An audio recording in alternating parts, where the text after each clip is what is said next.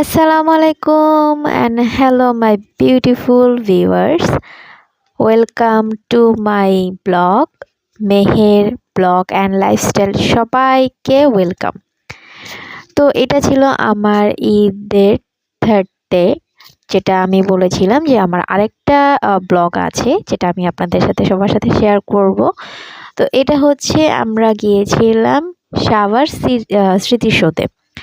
তো আমার ভাই শ্বশুর বাড়ি থেকে শাওয়ার স্মৃতি সৌধ জাস্ট হচ্ছে 30 টাকা ভাড়া, মানে আপনি চাইলে হেঁটেও যেতে পারেন, আর ভাড়াটা 20-30 টাকাই। তো আমরা হচ্ছে জাস্ট একটা রিক্সা দিয়ে চলে আসছি। আর ভাই বিশ্বাস করেন এত রোদ, আর এই যে এই আপাটা খুব সুন্দর ছিল, মেবি ডান্স করছে এখানে। তো এত রোদে কীভাবে ডান্স করলো আল্লাহই জানে। যাই হোক, আমি ঘুরছি আর যেই জায়গা